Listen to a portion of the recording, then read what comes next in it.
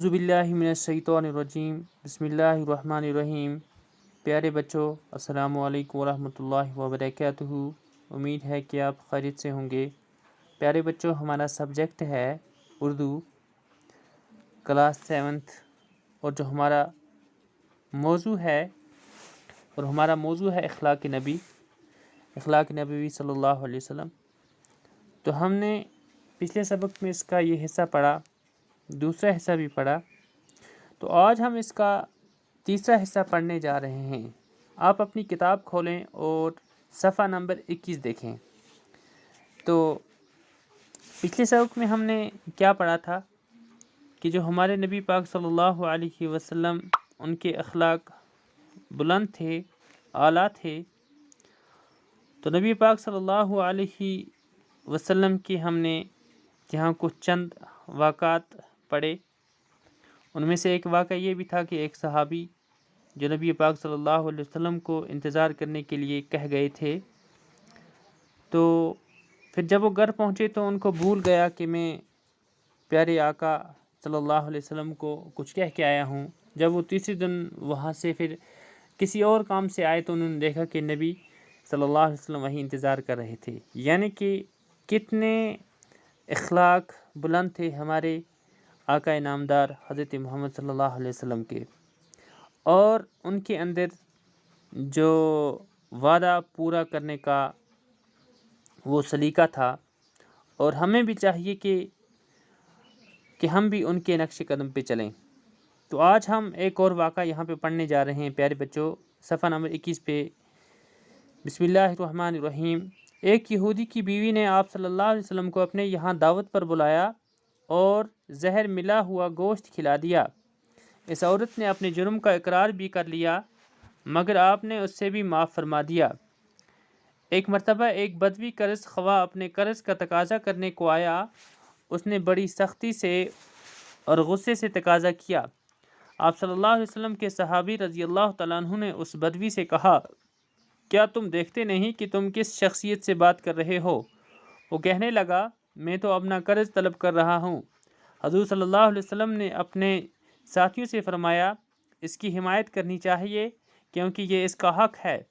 پھر اس کا حساب بے باک کرنے کا حکم دیا اور اس کے حق سے کچھ زیادہ اس سے دلوا دیا۔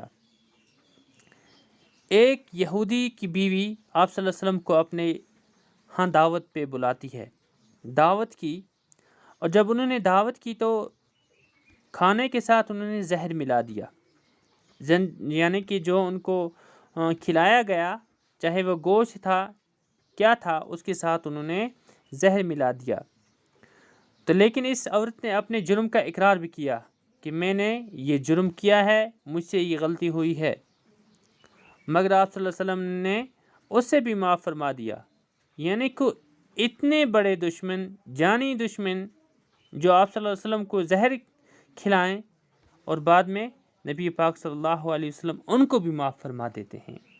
تو ہمارے نبی کے صفات بہت زیادہ ہیں۔ پھر دوسرا واقعہ، ایک مرتبہ ایک بدوی قرض خواہ اپنے قرض کا تقاضا کرنے کو آیا۔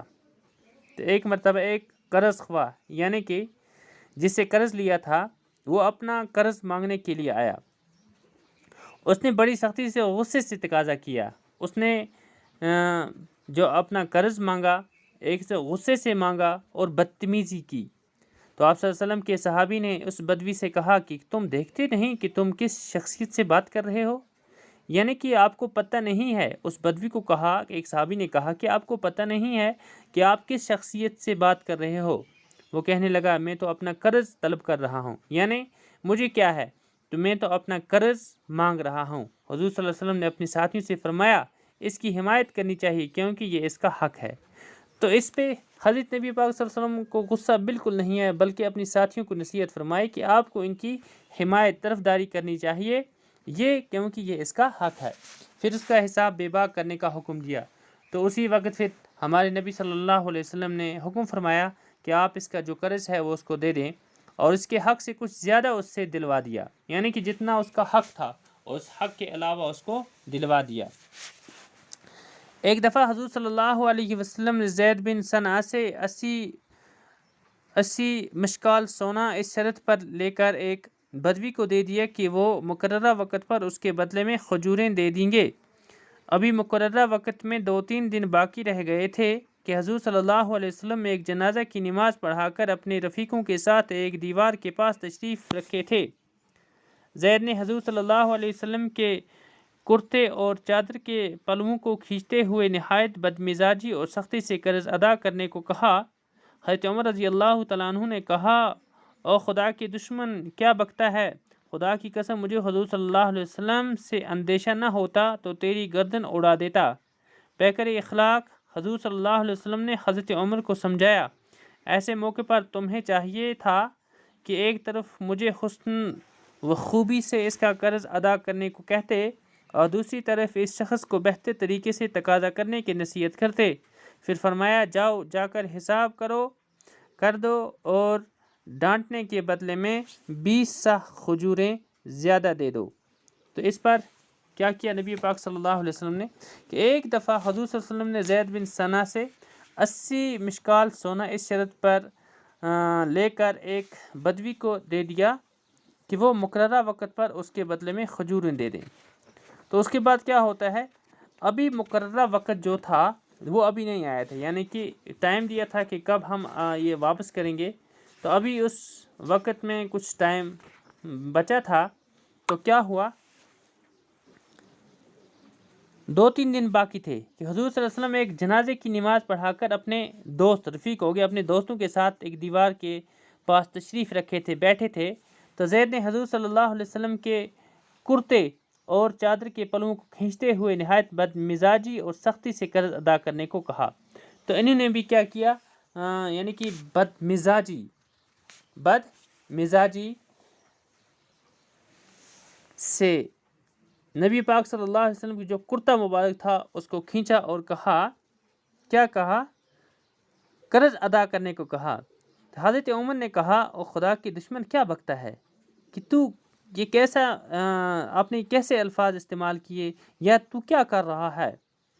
خدا کی قسم مجھے حضور صلی اللہ علیہ وسلم سے اندیشہ نہ ہوتا تو تیری گردن اڑا دیتا۔ اگر مجھے حضور صلی اللہ علیہ وسلم کا خوف یا ڈر نہ ہوتا تو میں آپ کی گردن اڑا دیتا، یعنی کہ میں آپ کو مار دیتا۔ پیکر اخلاق حضور صلی اللہ علیہ وسلم نے حضرت عمر کو سمجھایا، ایسے موقع پر تمہیں چاہیے تھا کہ ایک طرف مجھے حسن و خوبی سے اس کا قرض ادا کرنے کو کہتے اور دوسری طرف اس شخص کو بہتر طریقے سے تقاضا کرنے کی نصیحت کرتے۔ تو ہمارے نبی صلی اللہ علیہ وسلم پیکر اخلاق یعنی اخلاق کے پیکر جو تھے، انہوں نے کہا کہ اے عمر، آپ کو چاہیے تھا کہ مجھے آپ کہتے کہ آپ کو حسن خوبی کے ساتھ جو قرض ہے وہ آپ کو دینا چاہیے، اور جو مانگنے والا ہے اس کو کہنا تھا کہ آپ کا کہنے کا جو طریقہ یہ ہے یہ صحیح نہیں ہے۔ پھر فرمایا، جاؤ جا کر حساب کر دو اور ڈانٹنے کے بدلے میں 20 سہ کھجوریں زیادہ دے دو۔ تو پھر کیا فرمایا، جاؤ اس کو ایک تو اپنا اس کا جو ہے اس کے ساتھ جو لفظ ہے وہ دے دو، اور اس کے ساتھ ساتھ اس کو یعنی کہ ڈانٹنے کے بدلے میں 20 سہ کھجوریں زیادہ دے دو۔ تو سہ کتنا ہوتا ہے، 234 تولے کا ایک وزن ہوتا ہے، یعنی کہ کتنے سہ، 20 سہ کھجوریں زیادہ دے دو ڈانٹنے کی وجہ سے۔ تو اس طرح سے پیارے بچوں، یہ تھے ہمارے نبی پاک صلی اللہ علیہ وسلم پیکر اخلاق کے پیکر تھے وہ۔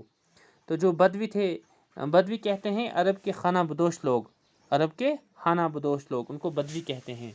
تو اس طرح سے پیارے بچوں دیکھو ہمارے حضرت صلی اللہ علیہ وسلم کے اخلاق کتنے بلند تھے۔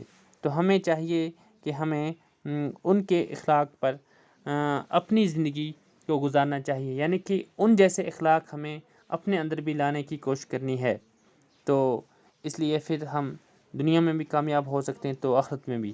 تو یہاں میں نے یہ نشان رکھی، یہاں تک ہم نے پڑھا، تو انشاءاللہ اگلی کلاس میں پھر ہم اگلا سبق ہم پڑھیں گے۔ تب تک کے لیے آپ کے پاس کچھ مشکل الفاظ ہیں وہ آپ نوٹ کر سکتے ہیں۔ تو اس کے ساتھ ساتھ پیارے بچوں، آپ یہاں دیکھ سکتے ہیں کہ آپ نے الفاظ مانے تو اپنے کاپی پر تحریر کیے ہوں گے، اور اس کے ساتھ ساتھ آپ کو یہ یاد بھی کرنے ہوں گے۔ تو پورے الفاظ مانے آپ اپنی کاپی پر تحریر کریں۔ تو انشاءاللہ اگلی کلاس میں پھر ہماری ملاقات ہوگی ایک نئے سبق کے ساتھ. تب تک کے لیے خدا حافظ.